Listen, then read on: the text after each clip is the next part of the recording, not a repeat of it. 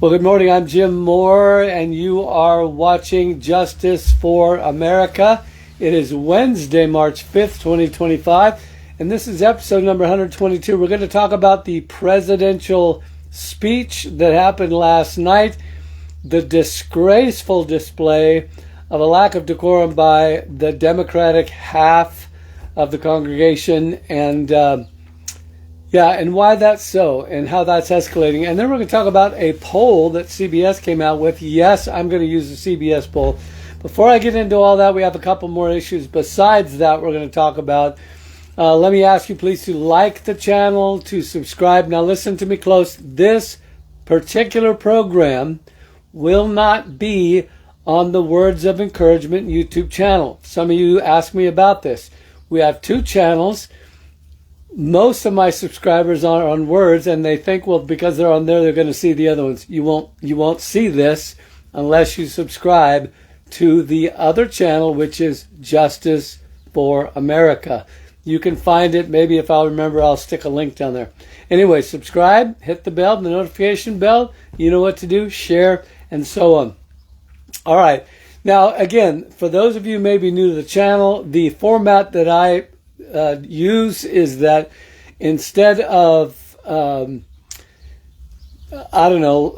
I do is I try to give you links to go to. Now there are hundreds, yea, thousands of apps and people that are out there trying to bring you the fastest information and give you the edge that the other person doesn't have.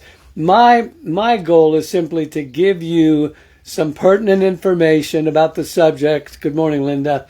And basically give you my opinion on it. So there's lots of stuff out there. The links that I give you, and I'm going to ask you this morning, please look at the links. There's only like 5 or 6, something like that. I didn't count them. But they're good, and most of them are short, and they'll help you see some things maybe that you haven't seen, maybe you already have. Maybe you want to share a link with me. That's totally fine. There's a lot of information flying around out there, some of it good, some of it not so good. Yeah, and if you send me a link before the program, I will look at that to the best of my ability. I review all the stories people send me. Some I use, some I don't. I can't make any promises, but we're trying to understand the world that we live in right now. And I don't want to go long on this, but I do think it's important. Yes, thanks, Christy. Go ahead and talk to each other. Wake up the algorithms. Yeah, the more you comment, the more you got to understand that these algorithms in each one of these venues that we use, YouTube, Facebook, whatever, the algorithms push the information out depending on your comments, depending on how many times you share it, depending on if you view it, how long you view it. I would really encourage you to try to watch all the way to the end. I know that's hard sometimes. Anyway, watch the links, watch the program, share, help us get the word out to the world. All right, let's jump right into it. Last night, we saw a very unusual presidential appearance and speech. Don't know if you watched it. I did. I have never in my life watched as many of these speeches as I have in the last couple years. One of the reasons that I do this program is because I felt I had a commission through a dream I believe from the Lord. I know maybe you don't believe that, but to do this program. I wouldn't be doing it otherwise, but I really believe that God has spoken to many, many people in our country and said, hey guys, heads up, you guys are in big trouble.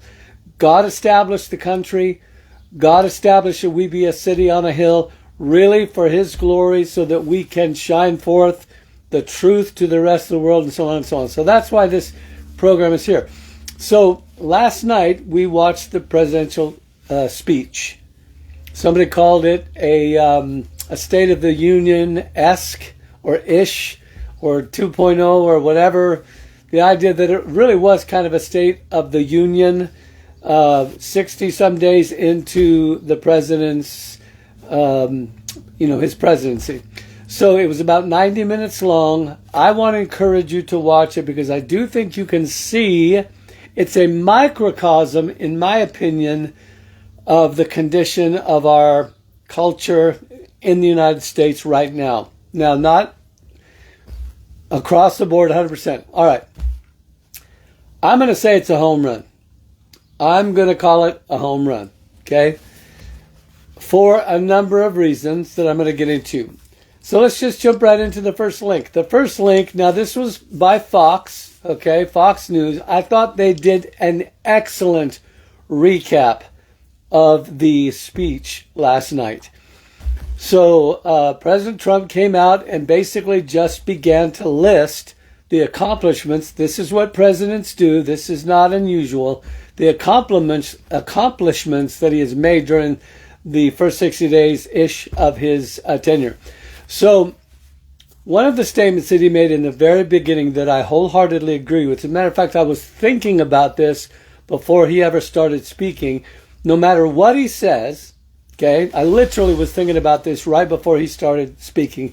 I was thinking to myself, no matter what he says about anything good that's been done, there will be no recognition of that good by the left, by the Democrats. Okay, I'm going to say this real quick too. You know, I'm not a big label guy. I think it's just not accurate to lump everybody in a category. But at some point, you kind of have to, just for the sake of people understanding what you're talking about, okay?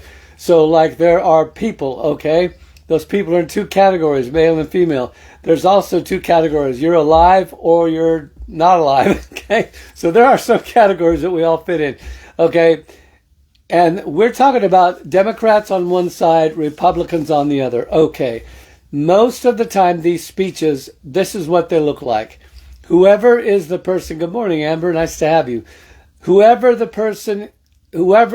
party is represented by the current president, half of the room, approximately, because it's usually split in half within just a few people on one side or the other. If the president is a Democrat, the Democrat's going to stand up and applause most of the time he says something. Switch it over. If the president is a Republican, they're going to do the same thing. Just about everything he says, they're going to stand up and applaud. It would really be great if the people applauded. I think maybe they ought to make them all sit together. Instead of, if people would applaud about something good that happened, okay?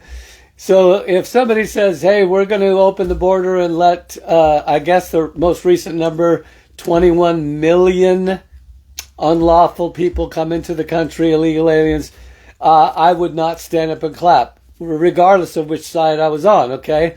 But the applause or the lack thereof really has to do with showing loyalty to your party, not, listen now, loyalty to the issue.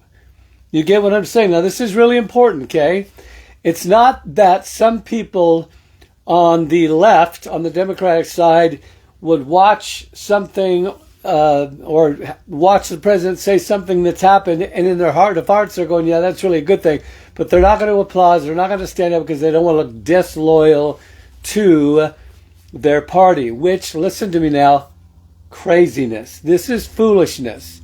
Because we should applaud. When I mean applaud, I don't just mean clapping your hands. I mean in our heart of hearts, we should demonstrate our appreciation for something when it's right, not just when it's done by our party or the people that we represent. Do you understand?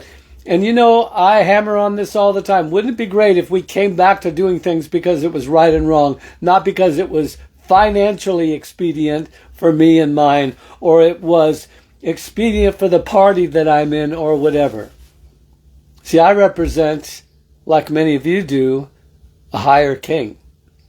And that king is Jesus. He is the king of all kings. And in his kingdom, it is not based on whether you get blessed financially, or whether your denomination or your political party or whoever, your genre, your ethnicity, none of those, it's always based on what the king says is right and wrong. So I operate from that paradigm. A lot of people do not. Now I know it's complicated and all that. So let's talk about that. Pretty much anything Donald Trump said, the left kept sitting down and the right would applaud. Now, in the beginning, I told you Trump made a statement, and you can watch it. He said, no matter what I do, said if I cured some incurable disease, thinking like cancer or diabetes, somebody says, this half of the room would not stand up. What does that say? That says we are way, way off bounds.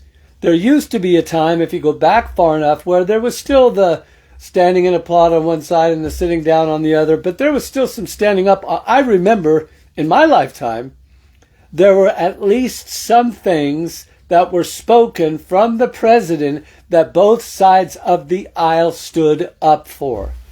It wasn't that way last night. And there's some really dramatic examples of that. Why are you saying this, Jim? Because it shows where we're at as a country. There are some serious mental problems in our country.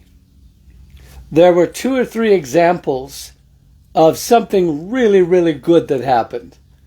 One was some legislation passed for Laken Riley. She was the young woman who was assaulted by an illegal alien, and he took her life. Horrifying story. Her mom and sister, I think, were there. I can't remember. And, there's nobody that shouldn't applaud for the fact that we're recognizing their heroics and doing something to help them. Half of the room stayed sitting down. It was so dishonoring. There's a young boy there. I'm just going to give you 2 or 3 examples and then we'll move on. There was a young boy there who had suffered brain cancer and undergone all kinds of treatment. His only desire in life was to be a police officer, and the president granted him status in the Secret Service. Obviously, it's not like a real thing, but the boy, he was so stunned. It was one of those moments where anybody with a heart was probably had a tear in their eye, and yet half the room could not even applaud that. You'll have to watch it. And then at one point he goes over, there's another young man who the president announces to him that his life goal to get into West Point. He got into West Point. And the young boy who just was made honorary Secret Service agent or whatever goes over to the other guy and high fives. I mean, it was an unbelievable emotional moment. Everybody in the room, it was stunning. But the only thing more stunning was the hardness of the heart of those who want power so badly. And let me say it this way, and I'm going to move on here. I really want you to watch this first one. It is 15 minutes long. First few minutes is portions of the president's speech, but then they give a great recap of what happened last night. The reason this is happening, there's a few reasons, but most of it, I'm gonna make a statement right here. Most of it is for one primary reason. Not because they don't like what's happening, stopping the border things, advancing some really good cause in the country. It's not about that. It's about one thing. It's about the hatred of a man named Donald Trump. This is why he said what he said in the beginning, and it's true. The kind of hatred towards this man is abnormal. I'm going to go so far as to say it is spiritual. Any of you out there that believe in heaven and hell, believe in God and angels, Satan and demons as real. God's not a thing or some kind of metaphysical blah, blah, blah. God is real. He's a real person. Angels are real. Same way the enemy's real. Any of you believe that have to look at this and go, this is spiritual. This is not normal. Okay? As a matter of fact, as the president's going in, one lady with she just almost looked like she was manifesting a demon, holding up a sign saying this is not normal. And then a whole bunch of the on the left side, the senators and so on, were all holding up these little round cards that would say false or protect Medicaid, or they were writing down. They had these they were like little whiteboards. You can see it. You can go on. They had these little whiteboards, and they would write down negative. It was the most childish thing I think I have ever seen happen in our Congress in my life. I felt bad for him. I thought, you guys have lost your ever-loving minds. You really have. You don't even know. You are blinded to what you're doing. You don't even see what you're doing. I will say this, about 2/3 of the way into his very good speech, in my opinion, they stopped holding up their little signs. We need to pray for the leadership of our country. I will tell you this, I do not believe that it's getting better as far as the way our leadership is viewing one another. I believe the president is doing some enormously good things right now. I don't know what's going to happen. I don't know. And you know what? Truth is, you don't know either. That's why I pray for the man that it will. But right now, he is doing good. If you don't think what he's doing is good, I don't know what to tell you. But anyway, the paddles, the defiance. Oh, I'll tell you one more thing. One more thing. Representative Al Green from Texas, Democratic representative, very beginning of the speech, stood up, shaking his cane like some old, grumpy old man, and would not sit down, would not be silent, would not respect the decorum. I mean, everybody shouts once in a while from their side. It's on the increase. Republicans do it too, so don't be all, whatever. Both sides do it. We hear it a lot more than we used to. It used to be nobody ever shouted from the stands at all, but now they're doing that, and they're doing it more.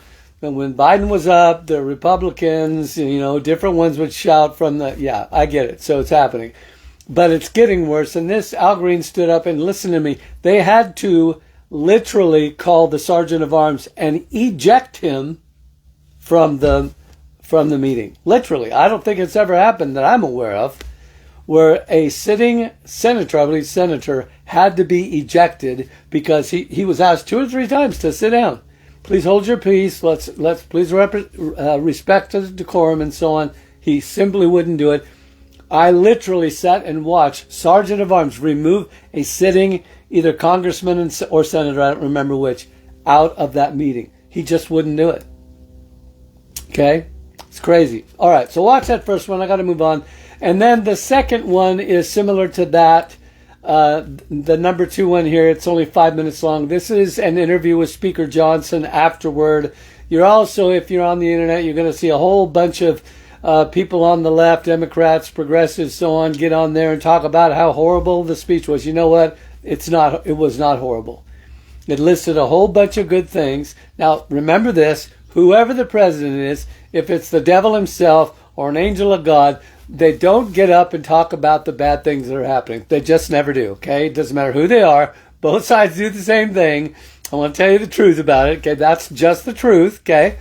But so they're not going to get up there and tell you how bad things are. They're going to get up and list their accomplishments, okay? And it's up to the people and to either applaud an accomplishment or to withhold, depending on if they believe the accomplishment is worthy of applause, okay? Or else if they just simply hate the individual, the president, the current sitting president, so much that they can't applaud anything, which is exactly what happened last night. So Speaker Johnson gave a quick, good overview too. All right, let's move away from that to, there was something that happened yesterday just prior to the speech that I think gives evidence to how foolish and desperate the opposition party of the president has become. Now, let me tell you what to do if you haven't seen this. It's pretty easy to find. I give you a couple links here so you can go straight to them. So, somebody wrote a script for, I forget who it was. I believe it was Schumer and the one they call Pocahontas. Okay. It was the exact same script. They start out with a curse word. I'm not going to tell you what it is. And then they just begin saying, he hasn't done this, he hasn't done this, and blah. Now, here, that's not very unusual, okay? The opposing party typically gets up and says, they're trying to prepare the people's minds trying to influence the way they think about him before he ever makes a speech. So hopefully they'll give him the thumbs down. Okay.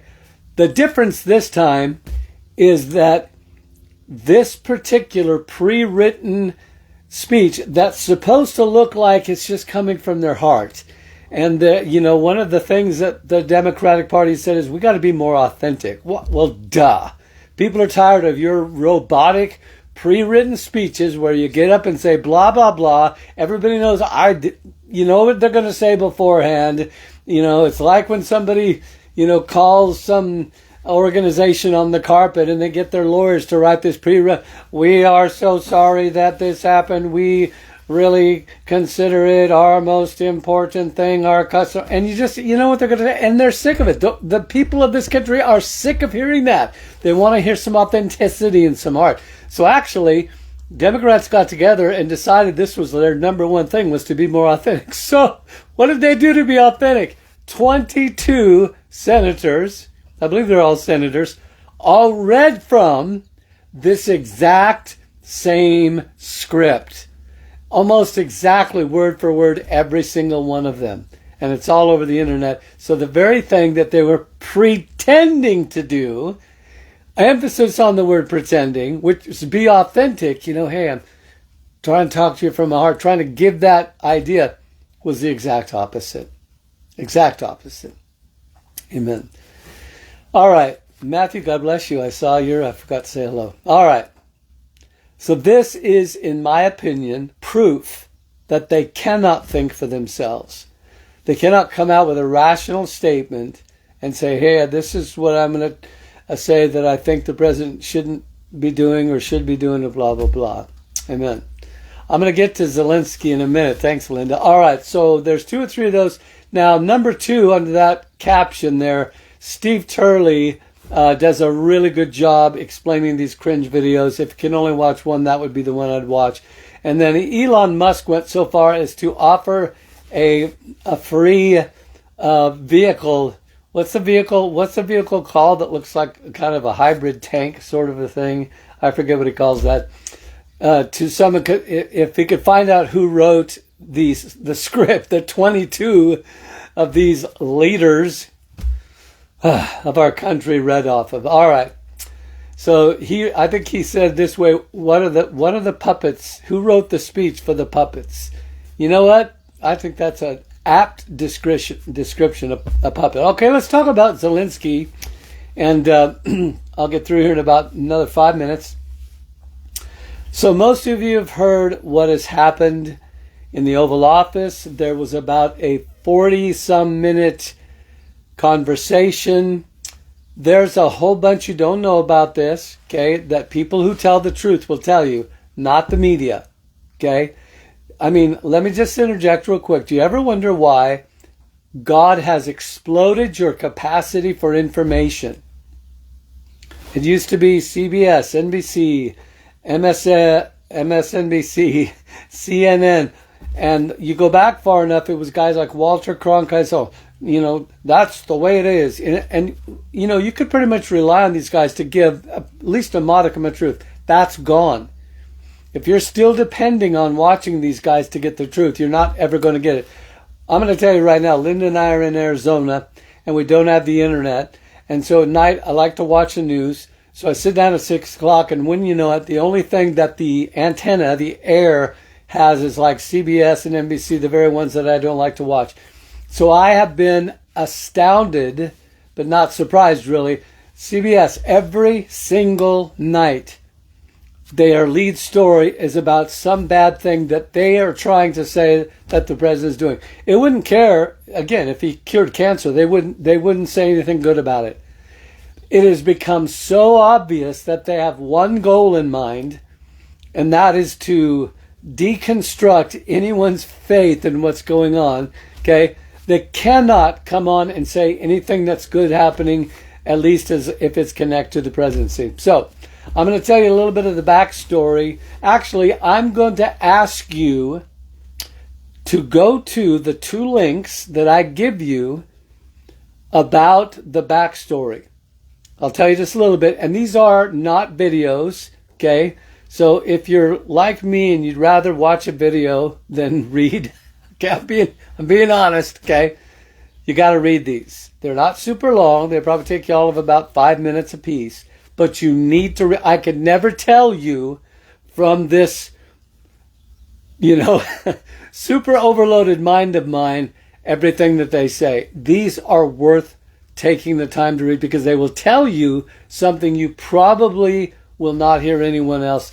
And as far as I can tell, it is really accurate information. So I'll give you a couple things. Number one, the meeting was predetermined, had a predetermined end. There had already been a decision made to sign over 50% of the mineral rights, blah, blah, blah. In other words, this was simply the last step in signing off on everything, coming together, having a little conversation, sign the paper, and they were done. It was not even supposed to be televised. Zelensky wanted it to be televised because he had a purpose. Now, Trump and Vance understood, they perceived what that purpose was, and that was basically to tell the American, but to try to do, listen now, regardless of his motives, as far as he wants to save his country, he wants this, he wants that, he wants money, he wants the war to go on, he doesn't, yeah. All of that aside, the immediate intention was to get the sympathy of the country to continue to support the war or at least to be able to get what he wanted out of the deal. Okay, so what I'm saying is that shifted. So you never saw the first 40 minutes of the program, but what you did see is when he began to play on the sympathies of the country and talk about how there won't be any this and that and whatever. Okay, you need to read the things, okay? You need to read the 2 links, okay? And they will explain not only what I just told you, but also some of the history that has led to this. And now, if you don't already know, the President Zelensky has acquiesced. And he said, okay, I changed my mind. Now, initially, he got real upset because, when you only see a little bit of it, it does look like President Donald Trump just kind of blew a cork and Vance blew a cork and they just got mad at this guy and all he was doing was trying to do the right thing. Okay, not the story. This is typically what happens in these scenarios. Unless you know the whole story, they pick out the part that makes it look really, really bad. And I'm not saying he reacted in a completely congenial way. I'm not saying that, okay? Might have been able to handle it a little bit better. But the truth is, they called him on the carpet. They said, you're not going to do this. Okay, Vance said, he said, this is disrespectful because Vance didn't turn to the camera and explain to everybody what was happening. But believe me, it was premeditated by Zelensky. And so now Zelensky has changed his mind. At first, after the interview, he said, no, peace is a long way off. We're not going to do this, blah, blah, blah. I got huffed off and went off in a huff. Now he has turned that around again and said, we're ready to sign a peace deal. You can, we'll do the mineral thing, blah, blah, blah. Okay. So apparently the guys knew what they were doing. It wasn't just big bad Trump being really mean. Okay. Use your brains, read the articles, understand what's happening. All right. Not trying to make fun. Last ones right here. Anybody watch the Oscars? Big thumb down, big goose egg. I don't watch those things anymore. You know why? Can I just say it? Because they are wickedly perverse. They are full. These guys are getting worse and worse with their celebration of every kind of ungodly perversion imaginable. And that's just the truth. Okay?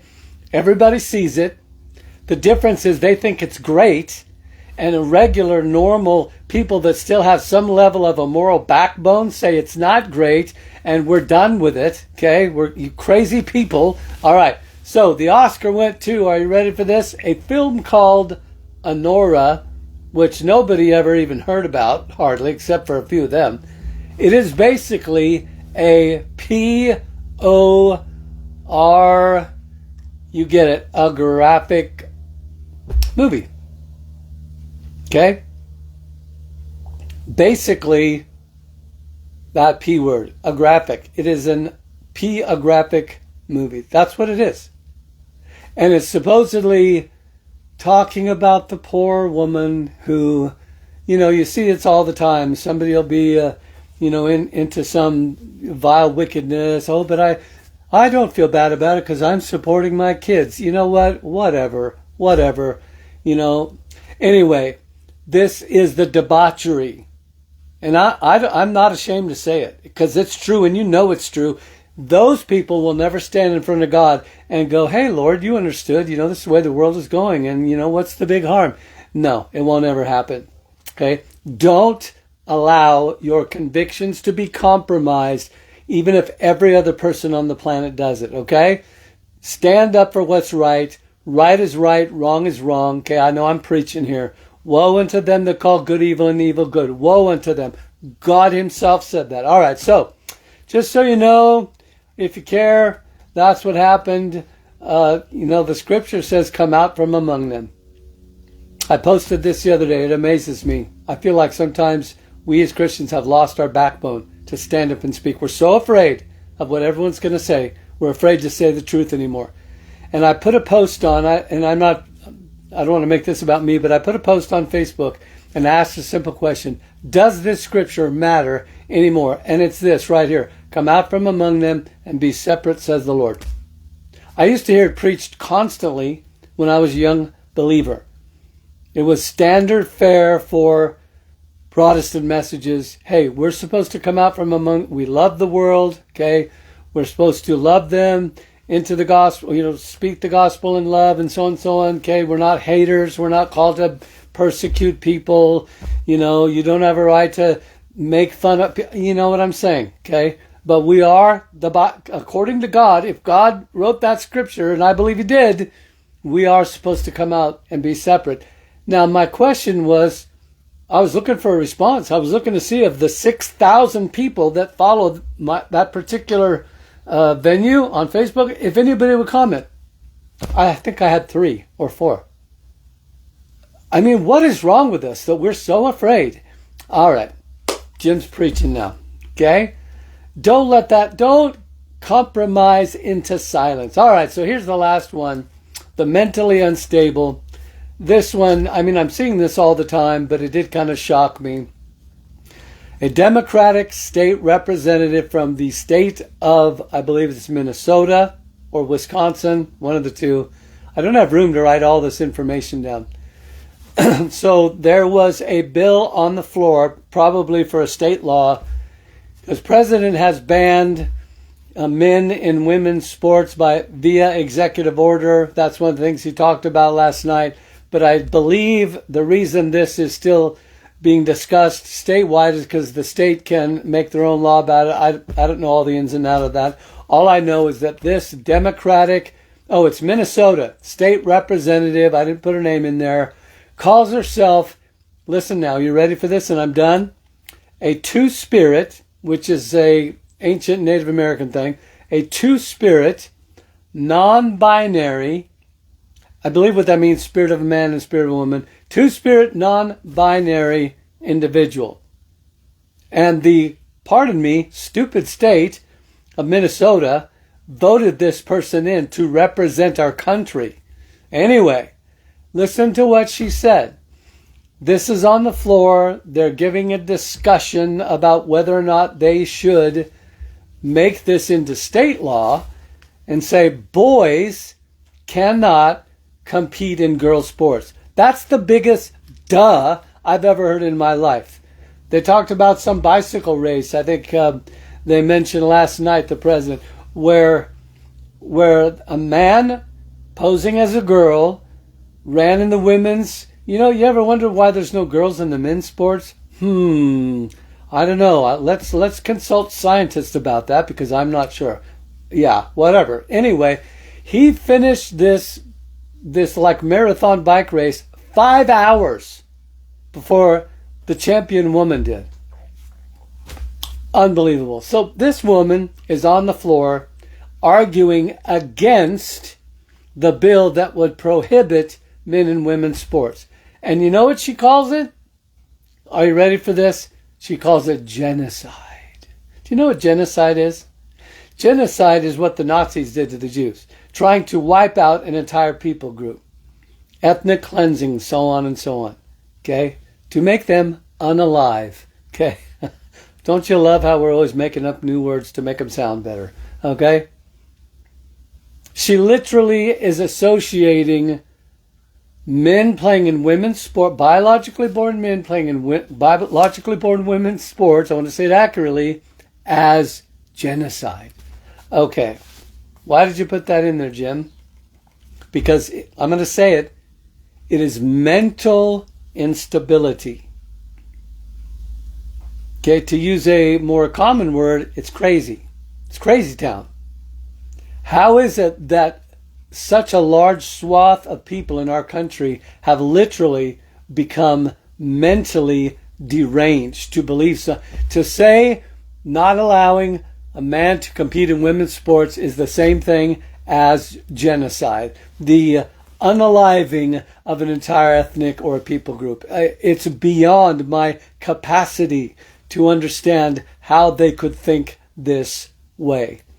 All right. On that happy note, I admonish you, take some time to watch these links. Okay, don't get depressed by them. That's not the purpose of this.